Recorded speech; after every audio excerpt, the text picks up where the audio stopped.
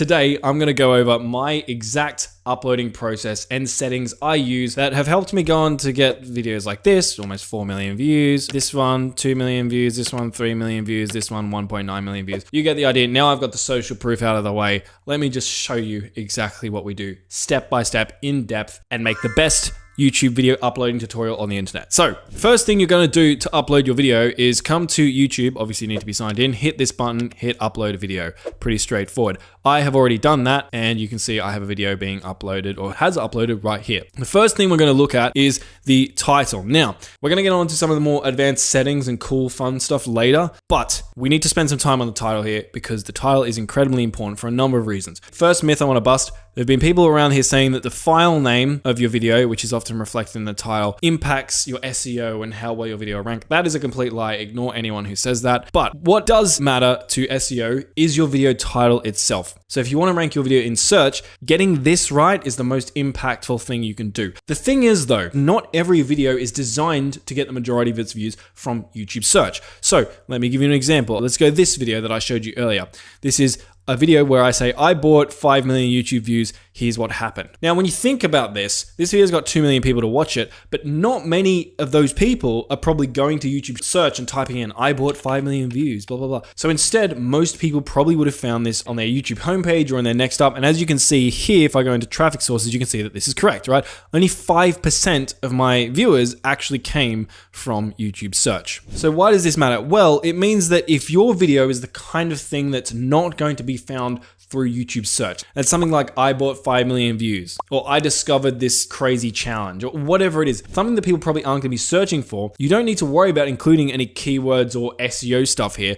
Just focus on making this title as clickable as possible. The more clickable it is, the more likely it is the algorithm is going to promote that video to viewers on the homepage, on recommended, and your video is going to get a lot of views. However, if your video is the kind of video that is likely for people to search for it, so tutorial videos are a good example of this, like how to change a light bulb, for instance. In those sort of instances, it's very important that you get keywords right because otherwise your video is not going to show up. And the reason I'm telling you all this here is creating the right title that's going to get you the most amount of views really depends on the type of video you're posting. And you need to evaluate your video, figure out which of the two buckets I've just mentioned it best fits in, and then write your title accordingly. I might turn gain into get because I'm a dumb Australian who doesn't like long fancy words. Then I might come over here and type get analytics access to a YouTube channel like a pro. Because what I think viewers who want to find a video like this are going to most likely be typing into YouTube is something like how to get analytics access to a YouTube channel. And so I want to make sure those keywords are in my title. Now you can use a keyword research tool like vidIQ, for instance, to dive a lot deeper into the best keywords and search phrases to include in your title. But for now, I'm just going to leave this and move on to the next part of our video, which is the description. Now the description is something that people get wrong all the time.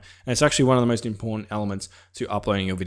So here is the description template I like to use for all of my videos. I'll explain exactly how to use it and why I use it right now, but I'm going to give you this template for free later in the video just as a bribe to keep you watching and get my watch time up. But anyway, so the first bit of the description is you want a little text hook that sort of elaborates and teases what your video is. This hook, we don't want it to be any longer than 95 characters. And I'll get to why that is in a moment. Also, if you're creating a searchable video, like we talked about earlier, you want to make sure that you're including your keywords in this section. If your video isn't very searchable, it doesn't really matter what keywords you include in here. Just make sure this section entices and excites people to stick around for the video. All right, so I might write something like, here's a step-by-step tutorial on the easiest way to get analytics access to a YouTube channel. I'm just gonna check the character count of this. Bam, perfect. 94 characters. I'm just using an extension. It's called character count. It's completely free. And again, if you're seeing extensions and stuff around my uploading process, I like using tools to make my life easier, but you can do most of this stuff manually if you don't mind putting in a bit more time. So now we're going to move down our description a bit to this section.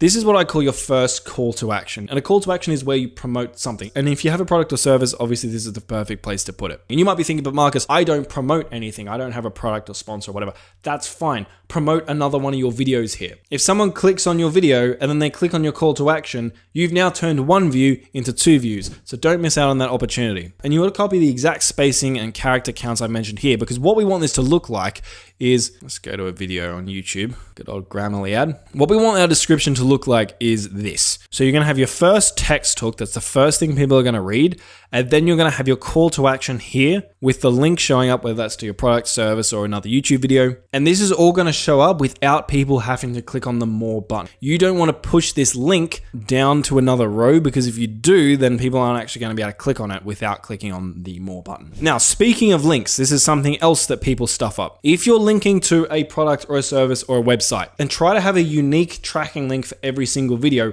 That way you know exactly what videos are sending traffic to your website, because some videos send more traffic than others. For example, I had a video that got 700,000 views, I think, and it was sending double the amount of leads to my website as another video I had that I think had like 1.4 million views. And without my tracking link, I would have had no idea that my 700,000 view video was more successful, and I would have kept making more videos like the one that got 1.4 million views. Now, if you're not sending traffic to a website, let's say you're promoting another YouTube video, you don't just want to link the video here. What you want to do is create a playlist. And if you haven't got any playlists already, you just want to come to your YouTube studio, come up to create, click on create new playlist, just add in the title of your playlist, description doesn't really matter. And then click add videos and add a bunch of your videos to this playlist. And the reason you are going to do this is because if I go to one of my playlists, let's say I go to this one, and now that I'm inside of this playlist, I copy this link and use this link for my call to action. When someone goes to this video and clicks on this link, not only is it going to actually open up the video, but it's going to open up the video inside of a playlist, like you can see here, which is good because one, it pushes down all of the recommended competitor videos and make it harder for viewers to see them. And they have to scroll all the way down here to see these videos. But two, it means that if people get to the end of your video, now they're going to just automatically be loaded up another one of your videos, and then another one, and then another one, which is going to hopefully help you get multiple views off the same viewer. So I'm going to put that there. Next, what I like to do is I like to have this videos to watch next section, and I have a couple of different videos that are related to the topic of the video I'm posting with links to them, again, to try and get people to watch multiple of my videos. And what you'll notice here, if you look at these links carefully, you'll see that these look like the link I just showed you. And that's because these are also playlist links. So if I copy this and I chuck this into YouTube, you'll see that it loads up this video, but it loads it up again inside of a playlist. Now down below, what I like to do now is have another section for calls to action. Again, I use emojis here because I want to draw people's attention to these calls to action. This is exactly the same as the call to action that's up here. I just changed the wording of it. So if people don't click up here, I have another shot of getting them to click down here. So what I would do is I could just like copy something like this. Instead of doing want to watch me buy 5 million views, I could just do something like, I spent $80,000 buying views, watch what happened here, which is actually true, by the way. And again, I'm just going to promote the exact same thing. So now I've got the opportunity to try and get people to do this thing. And then below that, I'm just going to have any other calls to action that I want to promote. So this could be maybe your social media. For me, it's an email list. I highly recommend people promote an email list, especially if you're an education type channel, because it means if anything ever happens to your channel, you have all the email addresses of your subscribers, and so you can just email them your new videos or your new offers or products or whatever it is. Now below that, I like to have a little quote. I don't know if this actually makes a difference, I just like it. I'll then have my contact information for brands, and then below that, I will have a bunch of hashtags. Now, I get a bunch of questions about these hashtags. Firstly, people ask, is it not allowed by YouTube? And the answer to that is no. If you read YouTube's terms and conditions, they say you can have up to 60 relevant hashtags, and I usually have about 50 here. And when you link a hashtag in your video, it's going to, one, show the hashtags at the top of the description. But if you click on those hashtags, it's also going to make your video show up when people type in that hashtag. Now, do many people type in hashtags? No, this isn't a great strategy to get huge amounts of views. As you can see, there's only like me and 2 other creators actually tagging their videos with these hashtags. But I think about it this way.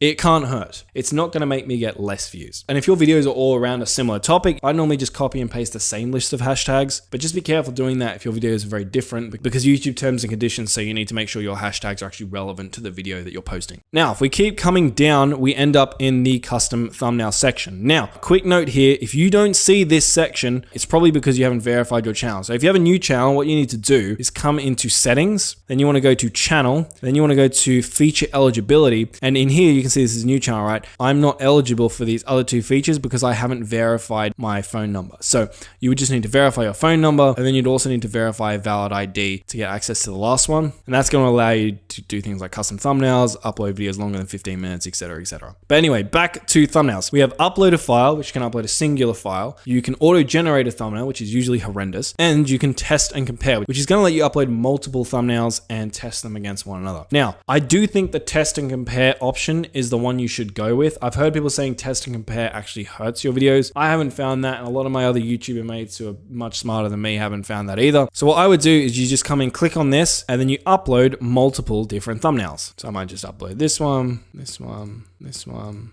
Now, what I will say is that I have been getting some interesting results from thumbnail test and compare. Let me show you what I mean. So if I come to my content, you can view how your thumbnails went later by coming down to the video that you added on, clicking on options and clicking on view, test and compare. I did test and compare, but with 3 of the exact same thumbnails. I did this across multiple videos. What you can see is that YouTube actually gave me very different results. It said that this thumbnail was the most successful with a 40% watch time share, and this thumbnail was the least successful with 27% watch time share, which is interesting because these 2 thumbnails are literally exactly the same. So right now, should you fully trust YouTube's test and compare feature? A friend of mine has actually talked to YouTube's developer team who created this feature, and even the developers who created this feature say that they think it's about 50% accurate, which probably means it's like 30% accurate. So long story short, don't take the results that you get from thumbnail test as gospel. Also, it's not a bad idea to run the thumbnail test multiple times to make sure that your winning thumbnail actually is a winning thumbnail. But overall, I still do use it right now, assuming all 3 of your thumbnail variations are actually good quality. All right, if we continue down, we now are at the playlists section. Here, you can just click in here and just select all playlists that are relevant to your video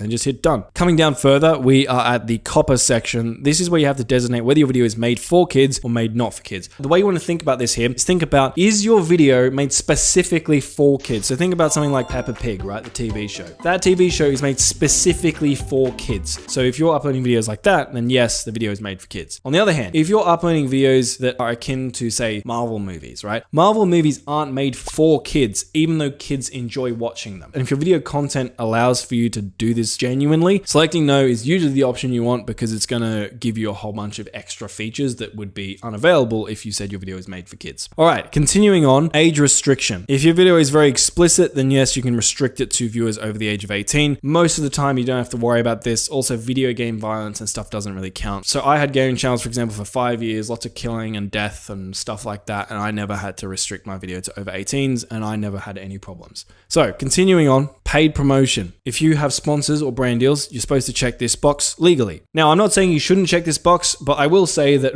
a lot of big creators, and you guys have probably noticed this, don't check this box even when they are promoting things. So like, if you get this one wrong, it's probably not going to matter, but I guess you should try and be genuine about this. Now, if you do check this box, it's going to show a little banner at the beginning of your video that says this video includes paid promotion or something like that. Now, next we have YouTube's AI section. So basically, if you've created AI characters or footage that could be mistaken for real characters or footage, you're supposed to check yes here. So I'm just going to click no because I don't include that. Now, next one, we have automatic chapters. Chapters are those things where you can see the video play bar has been broken up into multiple different segments. Sounds like a really great idea, turning on allowing automatic chapters and key moments. I hate it because YouTube's AI often gets it wrong. So I would turn it off if you want to add those sections or segments to your video, which, as you've probably seen from my uploading process here, I don't think it's necessary. There are times where I think chapters can sort of hurt retention because people see the upcoming chapters and they just skip to them. But of course, that's not every video. So if you do want to add chapters, I would do it manually. The way you would do that is you'd come up to your description and you would type 0:00 and then type the name of your first chapter. Then you'd come down and type the timestamp where that chapter ends. So let's say it's 0:20, then type the name of the next chapter that's going to be. So it might be intro, you might say 0.1, and go 0, 50, 0.2, 150, 0.3, etc., etc. You don't have to have these spaces, I just added them in for some reason. And that'll make those chapters appear inside of your video. Now, an important thing to note, if you are doing chapters, try not to spoil your video. So I see a lot of people do this. In their chapters, they basically spoil the content and make it so the viewers don't actually need to watch. So for example, if I had a chapter in this video that was like, why chapters don't matter, you're going to be watching the video and you're going to see that little chapter with its title and be like, okay, he said chapters don't matter, so I don't need to watch this. I'm just going to go to the next step. And people are going to skip. If you are doing chapters, when you're titling them, try to title them in a way that doesn't make people think, oh, I already know this, or I already know what's going to happen, and just skip to the next interesting part of your video. All right, going back down, continuing on. Allow automatic places. We don't want YouTube to dox us, so let's take that off. Next, automatic concepts. Turn that off. You don't want that. Next, we have tags. Now, tags in 2024 and beyond basically don't matter. I do use tags. My rationale reasoning for that is the fact that YouTube has still included them means that they are somewhat relevant to some degree, but in my experience, the difference tags make is so minute that I put very little effort into this. I will basically just use a tool like vidIQ. I'll type in like one keyword, just copy all of the related keywords that show up and paste them in here in bulk. So it would literally take you like 20 or 30 seconds to do this, and I don't think you should even bother spending more than that amount of time on tags. All right, continuing down. Video language, you can select that here. Caption certification, leave that at none. Recording date, I don't know why they have this. Almost no one uses this feature, but I guess you can add the recording date of your video if you really want to. Now, license and distribution. If you select standard YouTube license, it means that people aren't supposed to take your video and re-upload it themselves. If you select Creative Commons attribution, it means that people can re-upload your video or re-upload parts of your video as long as they give you credit. Now, I like to leave it at Creative Commons attribution because I think, well, if someone wants to re-upload my video and credit me, it's like free promotion. It's free marketing for me. Why would I not want that? So most people have it as standard YouTube license because they don't want people to steal their content. I'm like, if you want to steal my content and promote me in it, fine, like go for it. Please be my guest. Cool. Next one is allow embedding. If you have this checked, it's going to allow people if they want to embed your video into their website. Same thing here. If people want to embed my video into their website, it's free marketing, free views for me. Of course you can do that. And the next one down here, this is a really interesting one. So publish to subscriptions feed and notify subscribers. Now, when you check this, it means when you post your video, it's going to end up in your viewers' subscriptions feed and notify any people who have the bell notification turned on. And you would think that you would want to leave this on. Here's why not. So if you post a variety of different types of videos, let's say you've been posting a bunch of Minecraft videos and then you go and post a guitar tutorial video. If you have your publish to subscriptions feed and notify subscribers checked, in the beginning, YouTube's going to be more likely to promote your guitar tutorial video to the viewers who watch your previous videos, who are interested in Minecraft, not guitar tutorials. And so those viewers don't click, they don't watch, and sometimes that can get the algorithm confused and it thinks, well, this is just a bad video. Maybe it's the best guitar tutorial in the world, it's just been promoted to the wrong audience. Sometimes YouTube doesn't seem to be smart enough to figure that out. So in my opinion, think about it like this.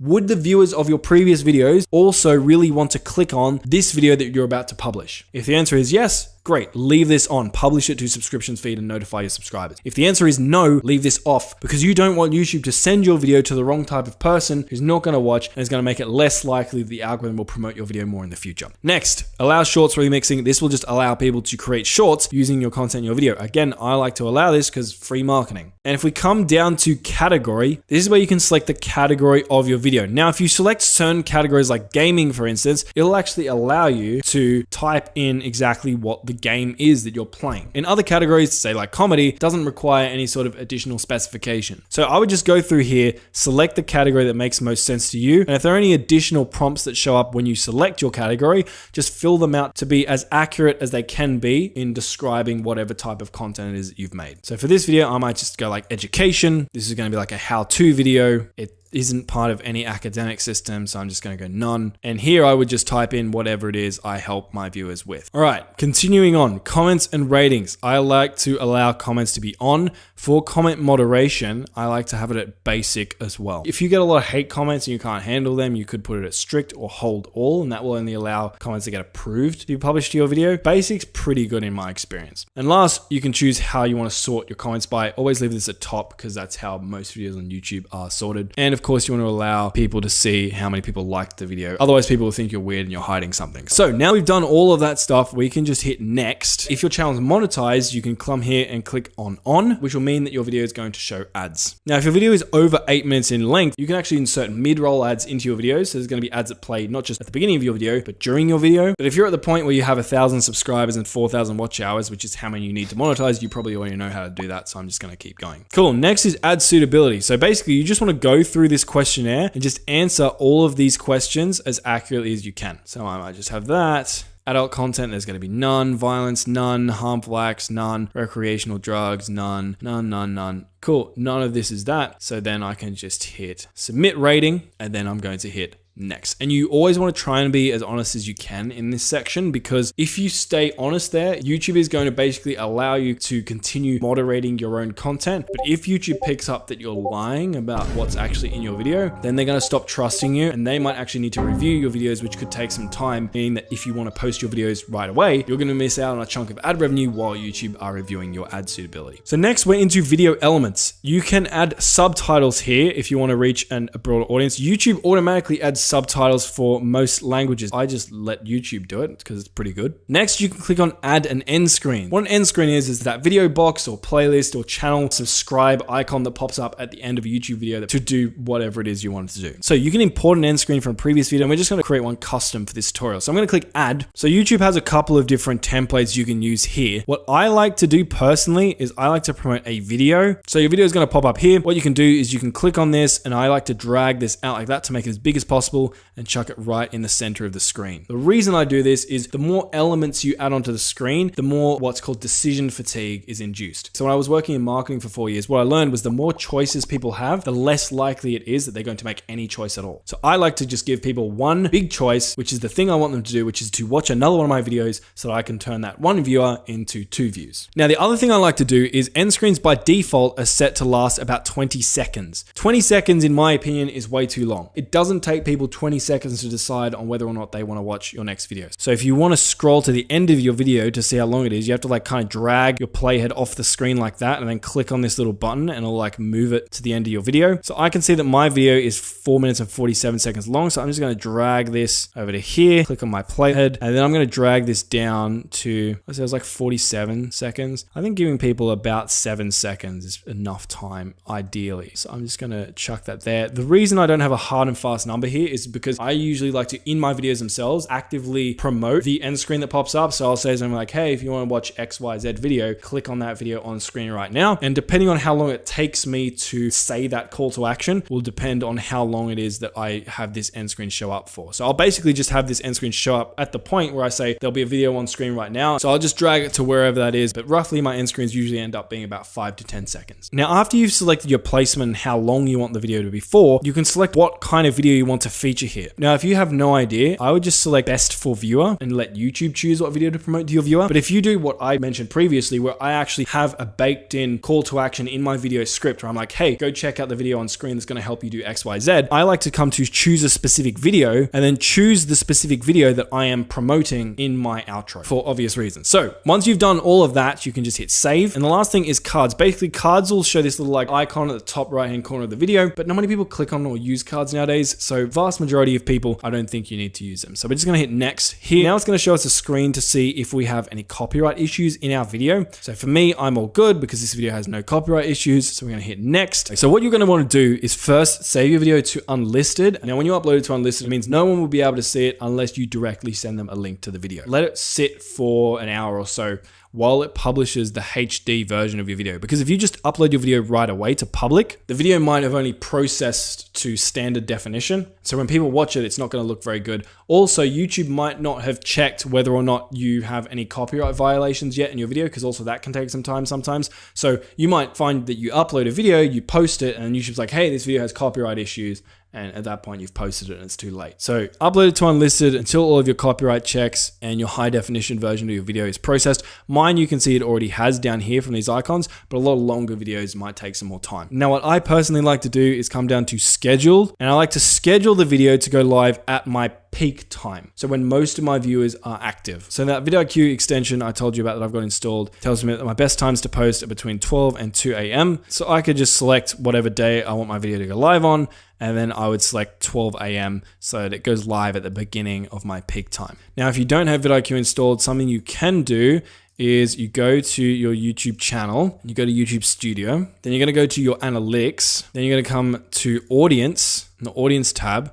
And if you scroll down, you should see this little thing here. It's going to tell you when your viewers are online. So if I hover over these boxes, the lighter purple you see, the more viewers are online. So these dark purple sections, it means not many of my viewers are online. If I hover over this, you can see that. But if I hover over these sections, for example, like from 12 to like 2, 3, 4 a.m., that's when the majority of my viewers are, which is what vidIQ just told me, right? I should be posting around like 12 a.m. But quick thing, bear in mind, if you have a really small channel and you don't have much data, unfortunately, this section of your analytics is not going to show up. In saying all of that though, don't worry too much about publish time. A lot of people make a big deal about what's the perfect time to publish out to get more views. It really doesn't make that big of a difference. But coming back to actually publishing our video, you might see this option down here set as Premiere. What this will do, if you select this and you hit set up Premiere, you can select like a countdown timer that might look something like this, and you can choose what you want the length of the countdown timer to be. So you can actually make a trailer for your video that people can watch before your video goes live at the scheduled date. And you can also add redirects, which would allow you to sort of like stitch together multiple live streams or live events.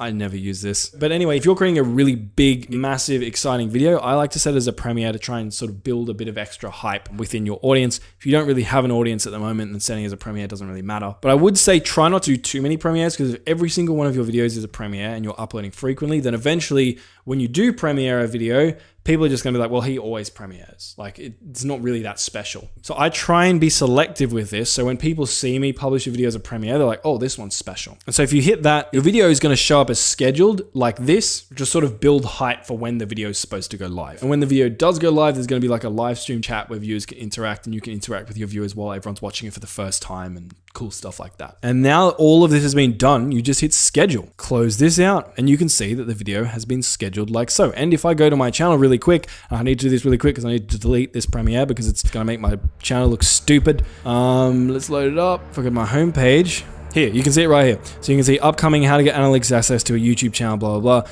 If I click onto this, you can see that I've got a premiere and there's one person currently waiting, and the kind of, the wait looks, it looks like this. Anyway, I'm gonna delete this really quick so people don't see it. Oh, this is stressful. A lot of people go through this and think that just by publishing their videos properly, it's going to help them get more views. It's actually more about, well, actually, I have a whole video on this, so I'm not going to get into this now because this video's already been super long. Video on screen. Go watch that video. Make sure you do all that stuff first, and then come back to this publishing guide. Then publish your video like I've just shown you here, and you're going to give it the best possible chance of getting more views. So go check out that video, and I'll see you on the next one. See ya.